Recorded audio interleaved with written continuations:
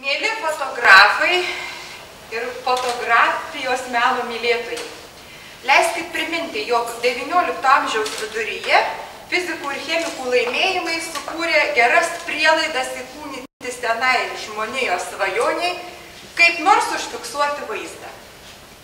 Atėjus į pasaulį fotografija iš karto sukėlė netikėtą sąmyšį tarp menininkų. Vieni fotografiją siejo tik su buities poreikiais, kiti matė jos didžiulės meninės perspektyvas. Tiek Europoje, tiek Amerikoje pamažu ryškėjo dvi fotografijos kryptis. Tai meninė ir žurnalistinė. Džiaugiamės galėdami jums pristatyti ir visiems užeinantiems į Kelmės kultūros centrą 35 darbus, kuriuos sukūrė Aukuro vidurinės mokyklos moksleivių fotostudijos nariai. Norėčiau garsiai juos visus įvardinti. Tai Šarūnas Bakšys, Greta Balabonaitė, Vytautė Biliūtė, Mindaugas Butkus, Ingrida Kurliunkutė, Aurelija Laurutytė, Greta Levickytė, Eglė Liaudanskytė, Bernadeta Miliauskaitė, Greta Parnarauskaitė ir Gediminas Šlefenbachas. Tai žodis pirmiausiai būtų Aukuro vidurinės mokyklos direktoriai Astai Zavackienei. Ačiū.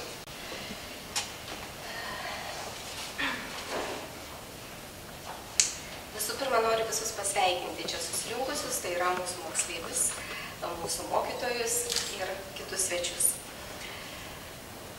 Koks būtų šiandien nuobodus pasaulis tarp skaičių, raidžių, tarp betono ar fabrikų kaminų, jeigu ne spalvos, jeigu ne gyva žolė, besiskleidžiantis pumpuras. Ir ko gero, tai galima pavadinti grožiu. Koks būtų gyvenimas be grožio? Koks būtų gyvenimas be dainos, be šokio? Koks būtų gyvenimas be paveikslo? O taip pat ir galbūt fotografija. Sveikinu visus jaunuosius menininkus. Na ir be abejo norėčiau šią gražią progą pasveikinti ir studijos vadovą, tai mūsų gerbiamą Valentiną. Ir norėčiau šitas tikras gėles teikti ir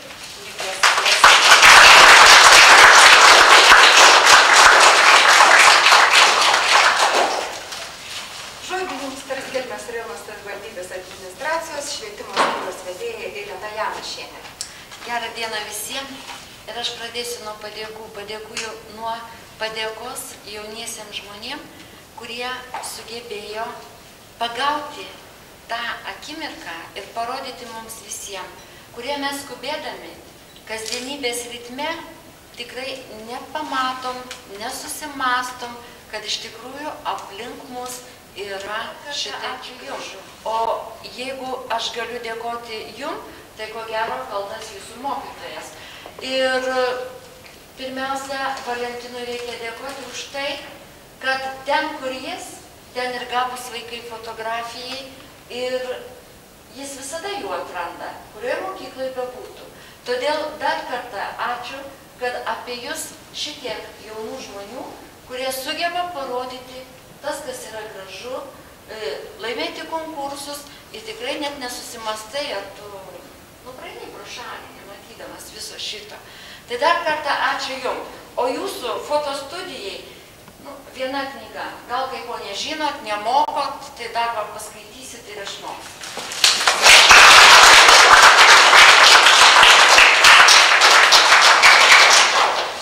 Valentinai nepateikė.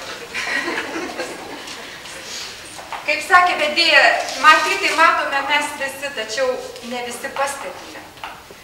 Kaip dabar pasakyk, čia yra su to pastebėjimu, kaip tie tavo studijos nariai?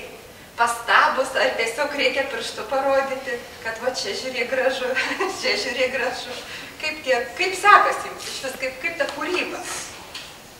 Sekasi, manau, kad kaip ir normaliai.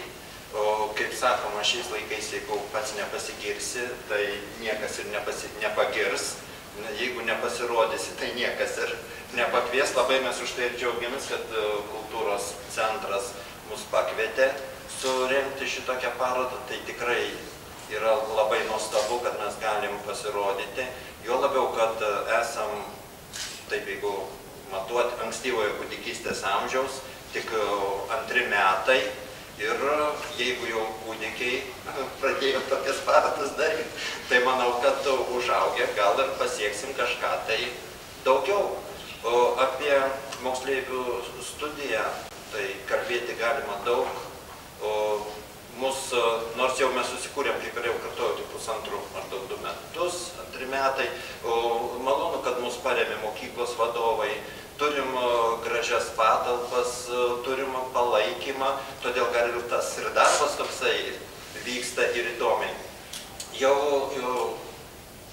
Jau viena fotostudijos narė tapo tarptautinės parodos laureatė, 4 respublikinių parodų laureatėmis, tai sakyčiau kaip ir neblogai.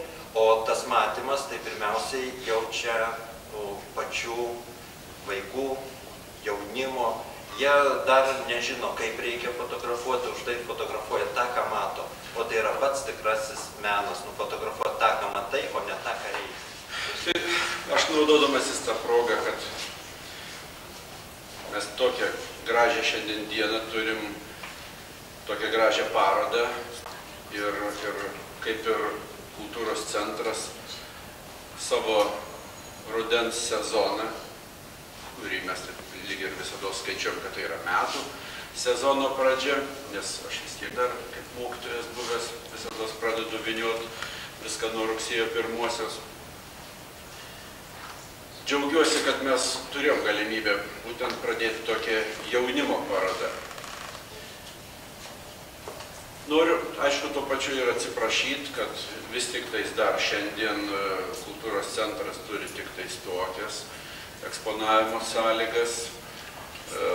Čia iš kitų miestų, iš dailininkų mes daug kritikos gaunam, bet aš visada kartuoju tą pačią mintį, kad žmonės nori matyti jau šiandien autorius, pirmiausia vadovai, žinoma kaip vadovai dėkojam, o visus autorius noriu padrąsinti ir žinoma, kad tas atstumas iki jūsų personalinės parodos sumažėtų kuo greičiau. Ir kviečiu, kad jūsų personalinės parodos atsirastų, vėl sugrįžtų į mūsų kultūros centrą, kad visuomenė galėtų jumis džiaugtis ir didžiuotis.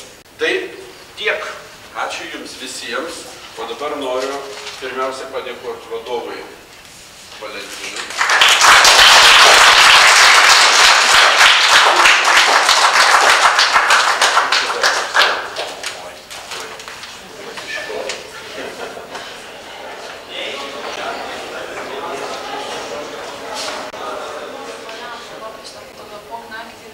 Kai sudrebės, man kaip gaunas,